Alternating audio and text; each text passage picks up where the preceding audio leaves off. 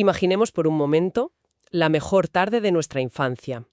Seguramente incluía correr por un parque hasta perder el aliento, tener las rodillas raspadas, construir algún tipo de fuerte indestructible en el salón y, sobre todo, una total y absoluta ausencia de preocupaciones.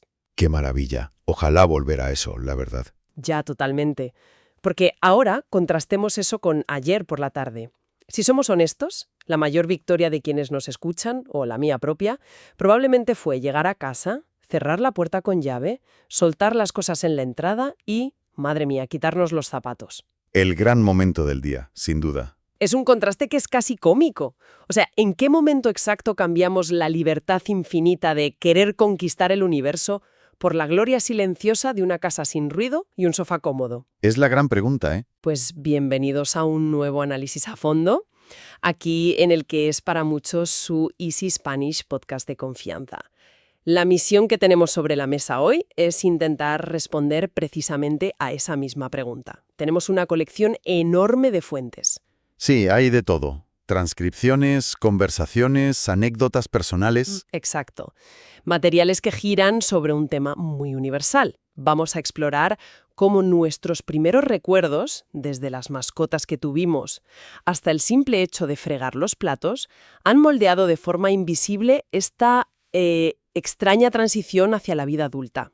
Y lo que revelan estos documentos es que esa transición no es un mapa súper estructurado ni una línea recta, como a veces nos gusta pensar. Ya, claro, ojalá lo fuera. Ojalá, ojalá. Pero es un proceso psicológico fascinante donde pequeños detalles que parecen insignificantes acaban siendo los pilares de cómo gestionamos el estrés, cómo buscamos seguridad y cómo afrontamos el día a día moderno. Vale, vamos a desgranar esto, porque las fuentes utilizan expresiones muy visuales.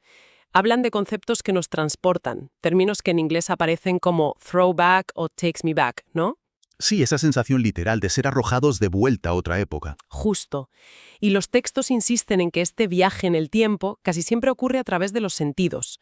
O sea, ilustran esto con el olor y el sabor de unas galletas con pepitas de chocolate recién hechas. ¡Qué ricas! Totalmente. Unas galletas que, de forma casi mágica, evocan la figura de una abuela horneando un domingo por la tarde. O, por ejemplo, como el crujido particular de la nieve bajo las botas en un día de nieve sin colegio, nos transporta instantáneamente a cuando teníamos 7 años. Es automático. Es increíble. A mí me parece que los recuerdos funcionan en plan como máquinas del tiempo con un solo botón. O sea, no requieren un esfuerzo mental consciente. Basta el aroma a hierba recién cortada para cambiar nuestro estado de ánimo por completo. Lo fascinante aquí es que ese botón único del que hablas tiene una explicación neurobiológica espectacular, de verdad. ¡Ostras! ¿Así? Sí. La ciencia de la memoria demuestra que esto no es magia, es pura anatomía. Verás, el sentido del olfato es el único que tiene lo que podríamos llamar un pase VIP en el cerebro. Un pase VIP, me encanta. Es que los olores viajan a través del bulbo olfatorio, que está conectado directamente a la amígdala y al hipocampo. Y claro, estas son las áreas responsables de procesar las emociones y almacenar los recuerdos. O sea, van directos sin hacer cola, por así decirlo. Exacto. El resto de los sentidos, como la vista o el tacto, tienen que pasar primero por el tálamo. El tálamo actúa como un filtro lógico, un guardia de seguridad que clasifica la información. Ya, entiendo. Y el olfato, pues se salta a ese guardia. Eso es. Por eso oler esas galletas de chocolate no solo nos hace recordar el evento de forma abstracta, sino que nos inyecta de golpe la misma respuesta fisiológica de seguridad, pertenencia y cuidado incondicional que sentíamos en ese momento. ¡Qué fuerte! Es decir, nuestro cerebro guarda esos atajos sensoriales bajo llave como un mecanismo de supervivencia emocional, como para usarlo cuando necesitamos volver a sentir que el mundo es un lugar seguro. Totalmente. Y es precisamente esa sensación de seguridad base la que nos permitía experimentar la libertad absoluta en la infancia. Claro. Y fíjate, las fuentes muestran 2 escenarios muy distintos de crianza para ilustrar esto de la libertad. Por un lado, describen lo que es criarse en un ruidoso 5º piso en medio del caos de una gran ciudad. Un entorno súper estimulante, sí. Y por otro lado, hablan de crecer en un pueblo muy tranquilo, cerca de las montañas, respirando aire puro. Pero lo increíble es que, sin importar el código postal o el ruido de fondo, los niños de ambos relatos encontraban exactamente la misma vía de escape. La bicicleta, ¿verdad? La bicicleta, exacto. Montar en bicicleta, sintiendo el viento en la cara, se describe en los textos como el primer vehículo real de independencia de un ser humano. Y tiene mucho sentido, porque la bicicleta representa la expansión física del territorio del niño. Ya no depende de sus padres para moverse más lejos. Ya, es su primer contacto con el mundo exterior bajo sus propias reglas. Pero si analizamos los textos más a fondo, vemos que esa libertad física iba siempre acompañada de una dimensión emocional igual de crítica. Los documentos dedican un espacio monumental a las amistades puras y, de manera muy específica, al vínculo con las mascotas. Ay, sí, el tema de las mascotas es precioso. Y fíjate, hay una fuente muy concreta y súper curiosa. Es una transcripción que parece literalmente una conversación súper sencilla, casi de nivel A1 o A2 de español, entre dos personas que se llaman Carlos y Lucía. Ah, sí, la recuerdo. Hablan de sus mascotas de la infancia, ¿no? Exacto. Y lo explican con una ternura enorme. Por un lado, Carlos habla de un perro marrón muy enérgico que se llamaba Buster, el clásico perro con el que se jugaba a lanzarle la pelota incansablemente. El típico perro que no se cansa nunca. Buster era pura energía, el compañero perfecto para agotar las pilas corriendo por el parque toda la tarde.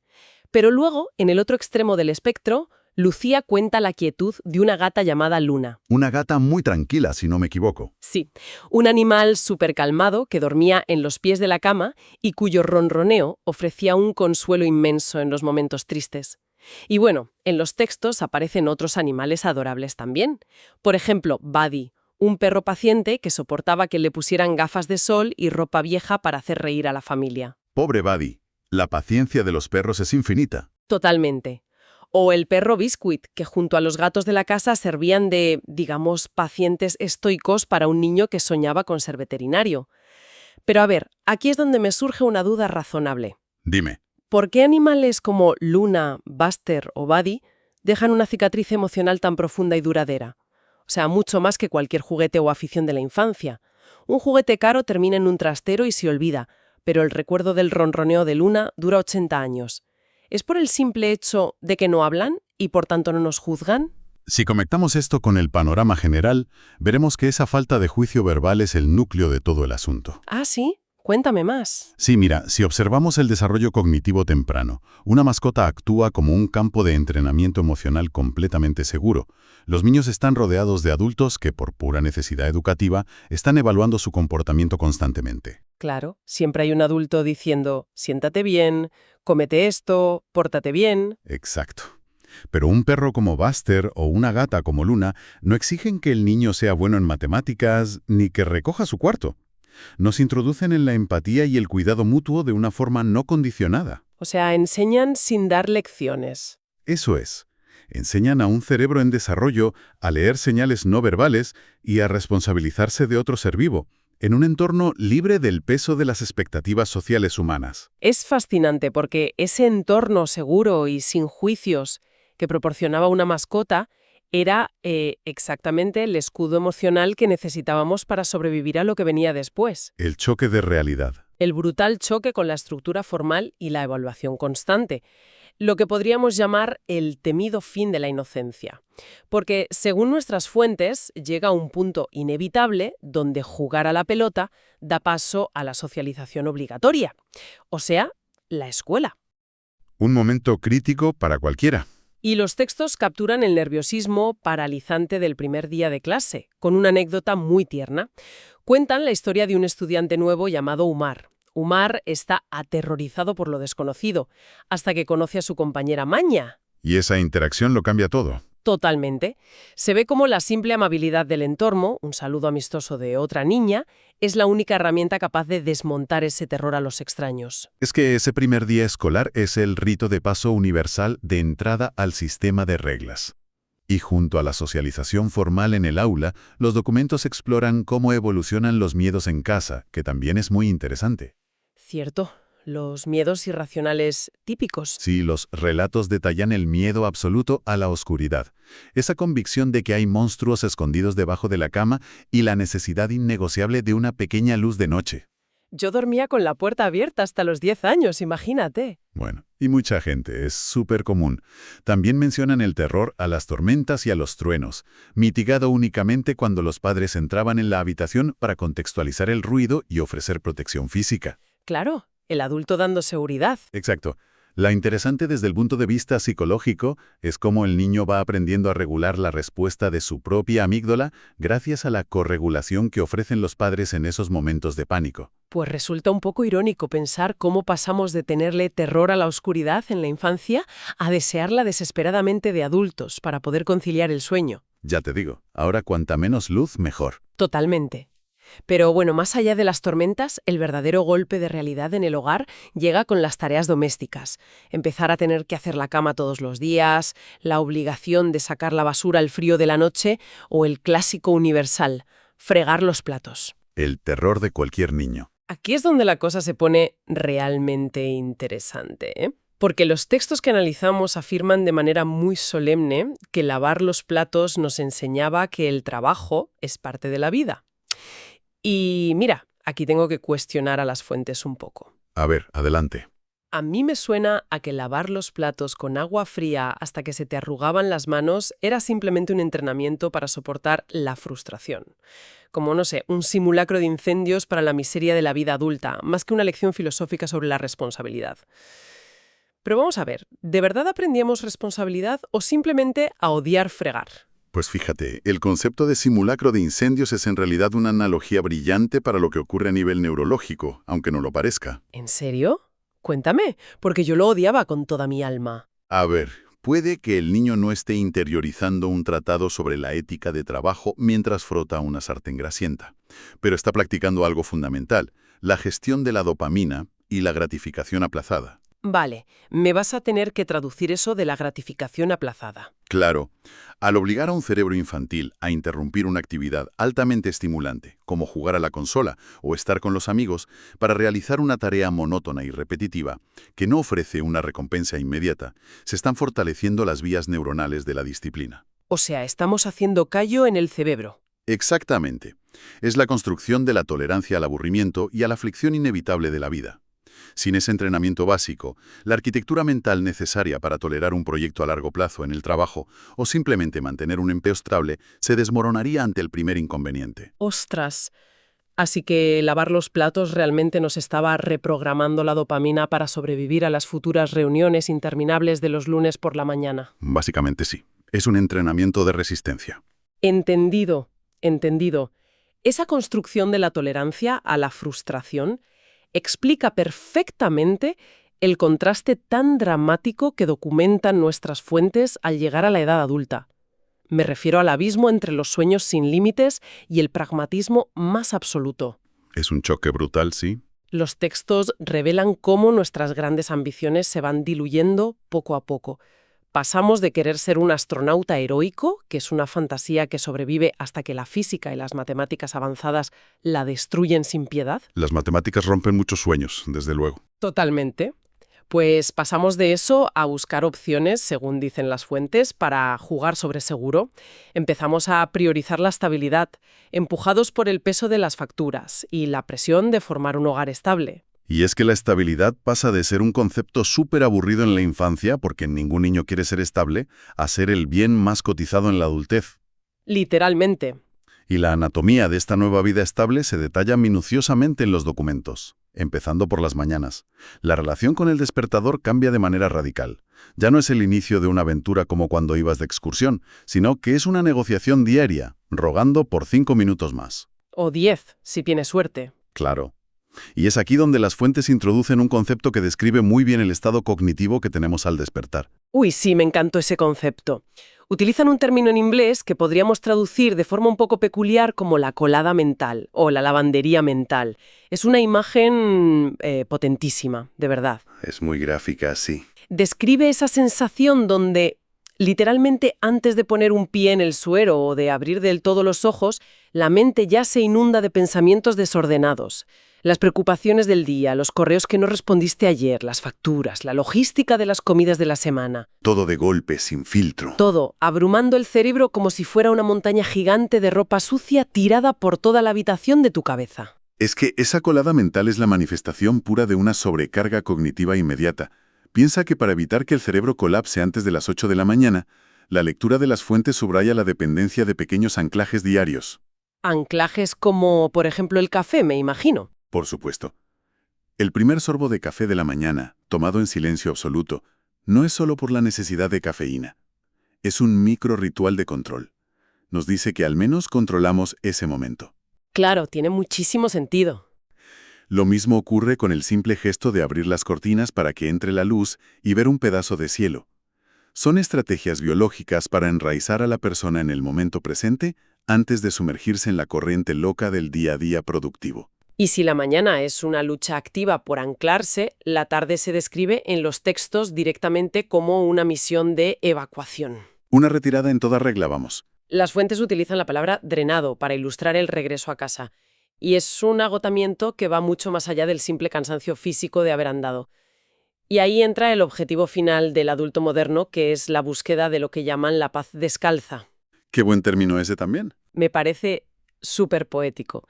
Esa sensación de atravesar el umbral de casa, quitarse los zapatos casi por instinto, ponerse ropa cómoda, bajar la intensidad de la luz y, no sé, aislarse del ruido exterior para crear un ambiente protegido y acogedor. Pues te digo una cosa.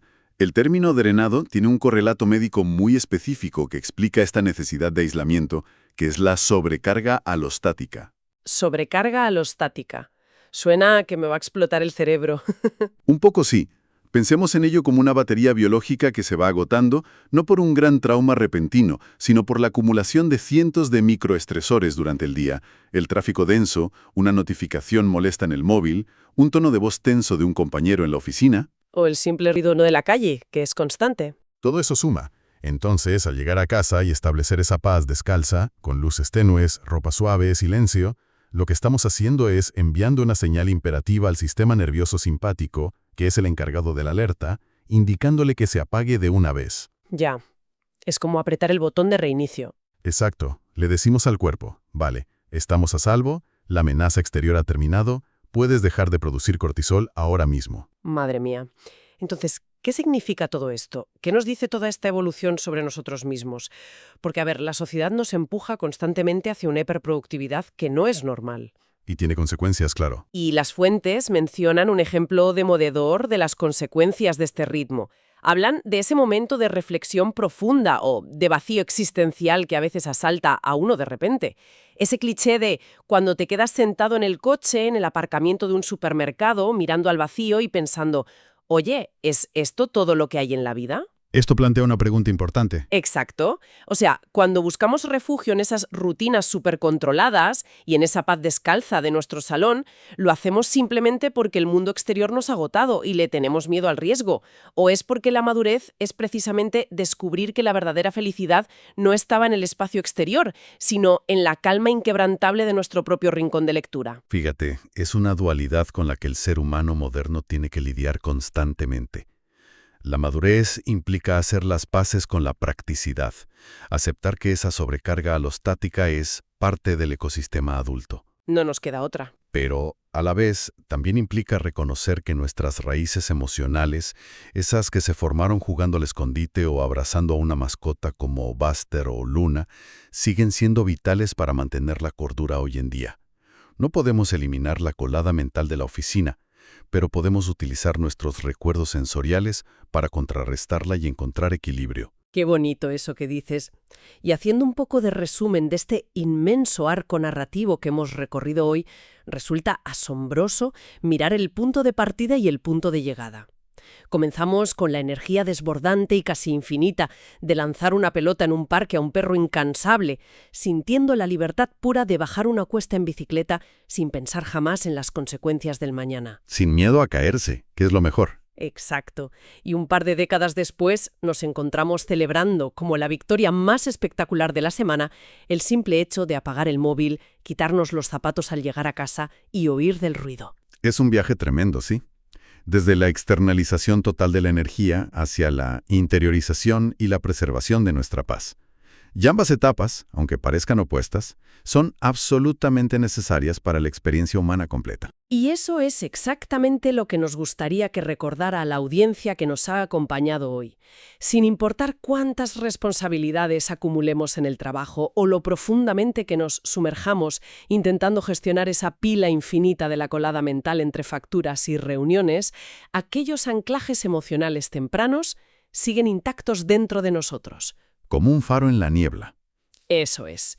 El recuerdo táctil y sonoro del ronroneo tranquilizador de una gata, el sabor de una receta familiar horneándose un domingo o el crujido del hielo bajo las botas en invierno siguen siendo nuestros refugios inexpugnables cuando la presión del mundo aprieta demasiado. Son mecanismos de supervivencia emocional que el tiempo no erosiona en absoluto. Están ahí precisamente para rescatarnos del agotamiento de la edad adulta cuando más lo necesitamos. Así es, estoy totalmente de acuerdo. Y para cerrar este análisis a fondo, nos gustaría plantear una última reflexión para que quienes nos escuchan se la lleven consigo hoy. Una pequeña provocación visual. A ver. Si nuestro yo de 8 años, ese niño intrépido que construía fuertes con sábanas en el salón y soñaba seriamente con explorar las galaxias, apareciera hoy, de repente, y nos viera tal cual somos, disfrutando de nuestra predecible, silenciosa y súper segura zona de confort en el sofá. ¿Qué pensaría? Buena pregunta. Se sentiría profundamente orgulloso de la enorme paz, la estabilidad y el refugio que hemos logrado construir frente a todo el caos exterior.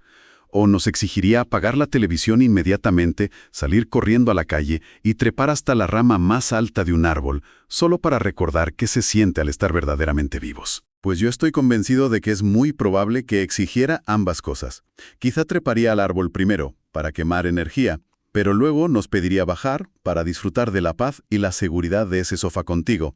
Y creo que ahí reside el verdadero equilibrio al que todos aspiramos al final del día. Un equilibrio difícil de dominar, sin lugar a dudas, pero por el que vale la pena luchar. Y con esa imagen mental de nosotros mismos, negociando con las sábanas por la mañana, pero manteniendo la mirada de reojo en la rama de ese árbol, terminamos por hoy. Muchas gracias a todos por acompañarnos en esta inmersión profunda. Hasta la próxima.